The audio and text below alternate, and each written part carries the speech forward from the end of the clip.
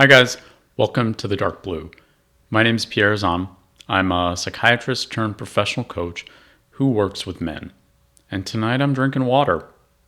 Tonight's Dark Blue is all about understanding the experience of suffering. We'll invite conversations about how we men face one of the most common and commonly misunderstood human experiences. Suffering is, of course, universal. It's also quite common to us as men. And there's not a subset of us who's immune to suffering. We all experience hardship. If we're to face the challenges that emerge in our lives, this awareness is critical, that no man is immune to vulnerability. But the discussion of male suffering tends not to emerge very readily. Often the traditional expectations and norms around masculinity might prevent it. You might assume that real men take care of their own problems on their own, that they never show weakness, or maybe more erroneously, that real men never experience weakness at all. And so the assumption may be that other men have it all figured out. And if I'm suffering as a man, well, then I'm alone. Perhaps even I'm less of a man. And nothing could be further from the truth. We may try to rationalize our suffering. We may judge ourselves for suffering. We may tell ourselves other people have it worse off. But those attempts at rationalization don't usually end up diminishing our suffering.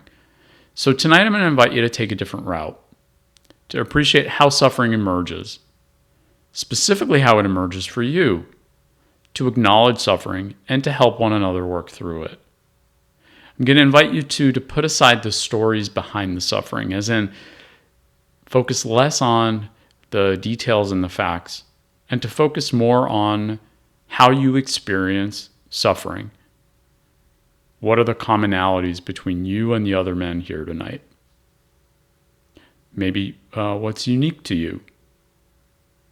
Suffering can be experienced in many different ways. It can be felt as sadness, as angst, or as fear. It can be accompanied by thoughts of remorse or longing or guilt. And even when we don't acknowledge it, we experience it, we feel it. This too becomes an important insight. Acknowledging suffering does not by itself breed suffering.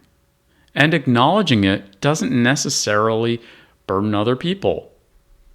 Acknowledging suffering creates the opportunity for us to build roads through it. It also invites other people to help us. It invites them to share their own experiences, both suffering and not suffering, so that we can help them in turn. In that way, being able to identify and communicate suffering can be hugely connective. So how do we identify suffering as it happens? You might consider how you know that you're suffering.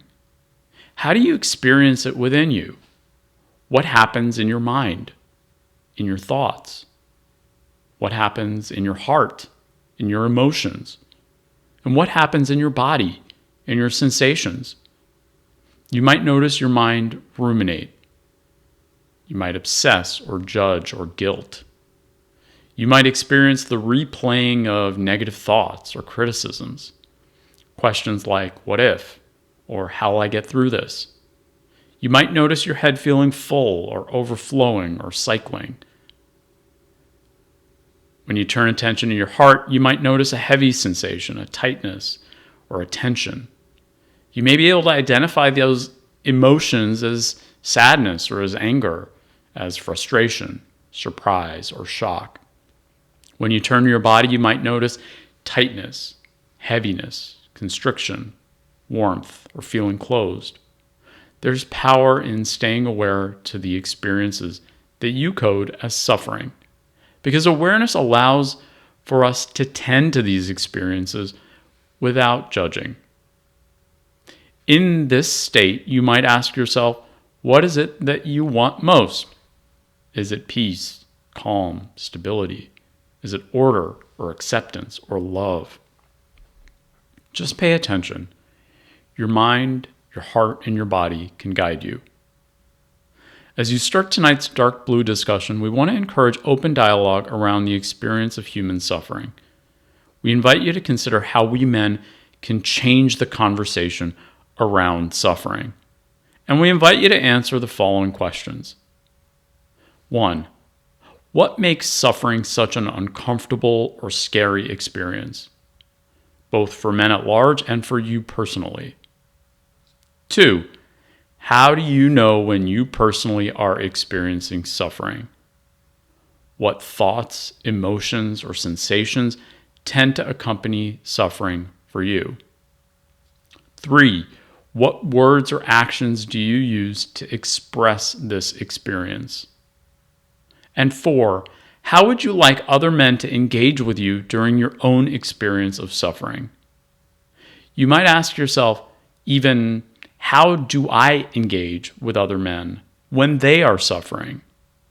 And if you find yourself wanting to change the way that you engage with other people when they're suffering, you might ask the other men in your group, how would you like to be engaged? How would you like me to interact with you when you're experiencing suffering? What is it that you need?